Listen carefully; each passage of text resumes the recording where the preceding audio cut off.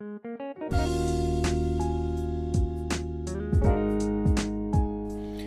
everyone, Mohammed here from Amintech. Welcome back to another video. So today guys, we're just going to be going through my hardware collection so far.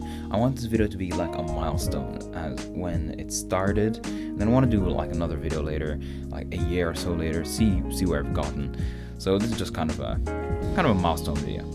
So I'm not going to start with like all the processors and stuff. I'm going to leave those for later because quite frankly the video will be pretty short because I do have quite a few processors. I have one GPU so far, and I'm going to begin with just the power supply because this thing's going to be carrying me forward with testing and stuff later on. It's just a generic Dell power supply, 280 watts. I don't know if it's got an 80 plus rating or not because it's from like 2005, 2006. It's pretty old, maybe before 80 plus ratings. But basically this has a normal 24 pin, normal SATA connectors, normal 4-pin connector. So this is perfect for testing GPUs that require more power or things like that. It's just really handy to have a power supply, just handy. It's good to have a spare power supply, is what I'm trying to say. Next is this motherboard. Wait, it's on the desk. Here it is. This is also from the same system that came out of the power supply. This is an AM2 motherboard by Dell.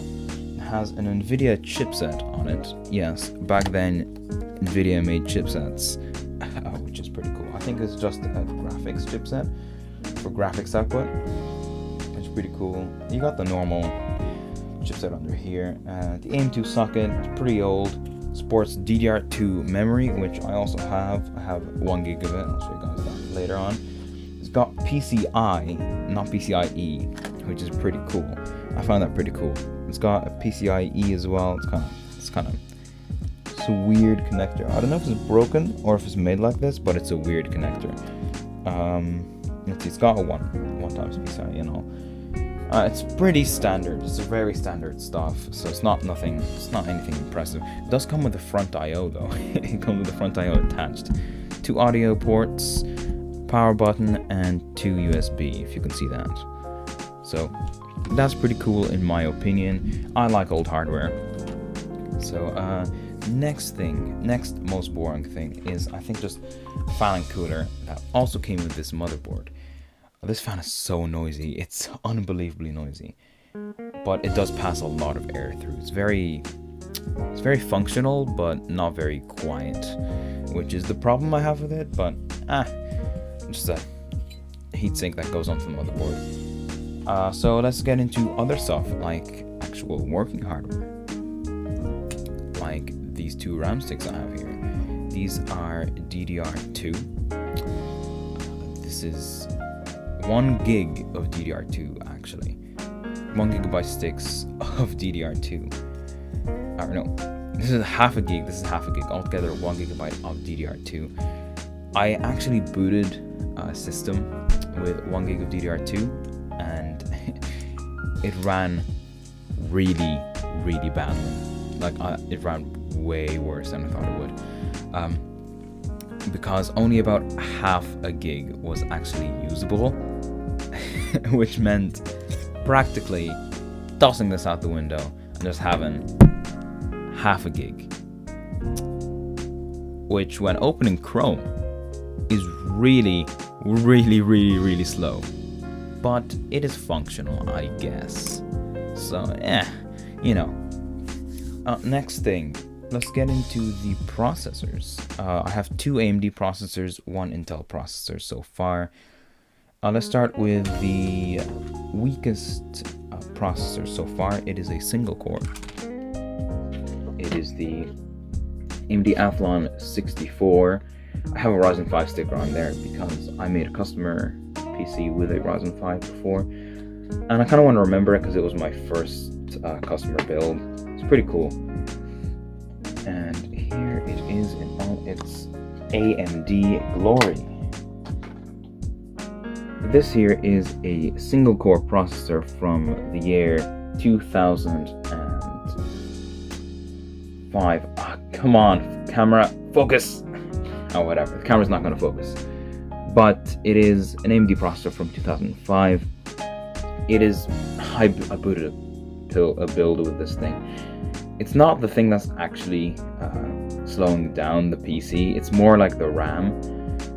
But when you have 1 gig of RAM, it's kind of letting this down, even though it's a single core, which is something I never thought I'd say. The RAM's letting down a single core running at 2 gigahertz flat, which is not particularly fast. Let me just socket it into the motherboard there, just because, well, why not? The next one is the AMD Athlon X2 5000 plus. This is a 2.6 gigahertz dual core, which means it's running at 600 megahertz quicker, and it has double the cores. Here we go. Let's hope it focuses this time. Please focus. Focus. No, it's not going to focus. But it is basically just the exact same thing with double the cores and slightly faster. I have not been able to boot with this motherboard and CPU combo because the motherboard BIOS doesn't support it. It's an older version of the BIOS, and it just does not support this chip, which kind of sucks, to be honest, because I really wanted to try it, and I have a feeling it would have been faster if I just tried it with the dual core chip, because it can process things faster in general and it's more efficient. Onto the Intel processor I have. This is the most powerful processor I have so far. I don't have a place to put my Intel processors, so I'm keeping them in the same thing I keep the AMD processors in, which you know, it doesn't do a bad job keeping it safe, but it doesn't do the best job either. Here you go. This is the Intel Core 2 Quad Q8200. Focus, camera! Oh my god, it just doesn't want to focus. But what I do get, this is noticeably lighter than the other AMD processors, probably because the IHS is like way smaller.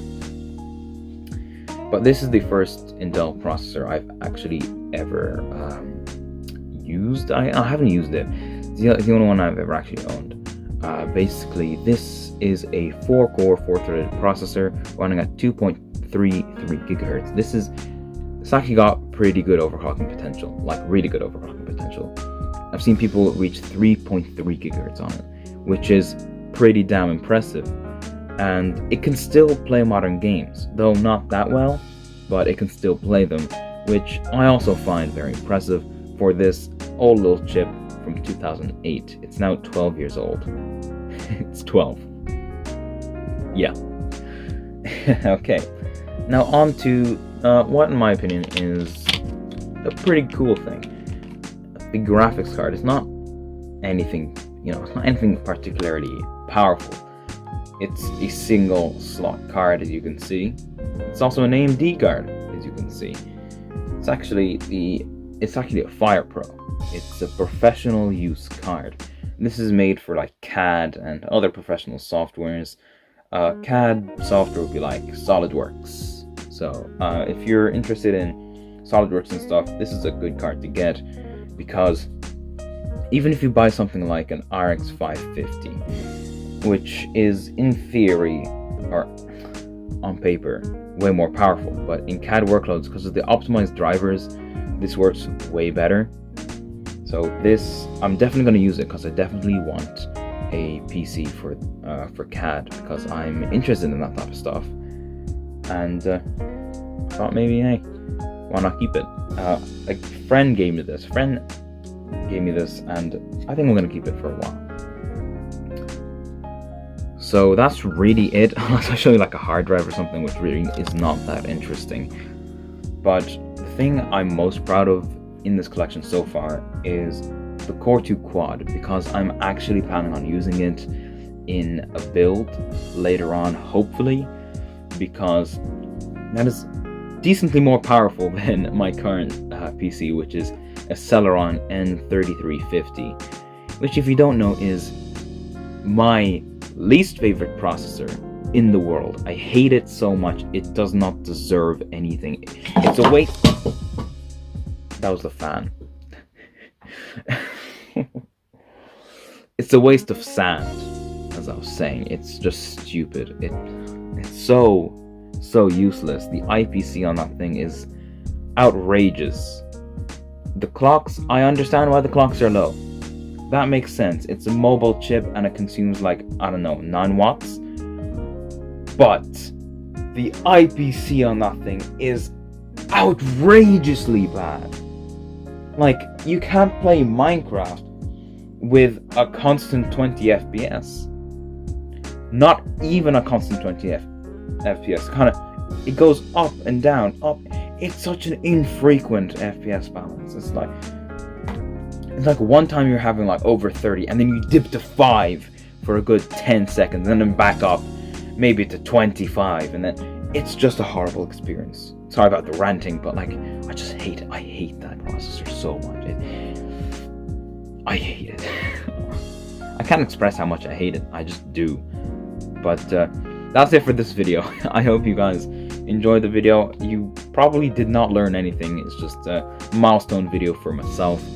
But I hope you enjoyed, because I did. I enjoyed showing you guys all the hardware I have, all the hardware I got some from my friends. I bought one of the processors, and it's just been very fun to be able to collect hardware so far.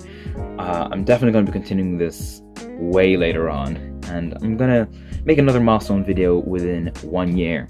So yeah, thanks for watching, and I'll see you guys next time. Peace out.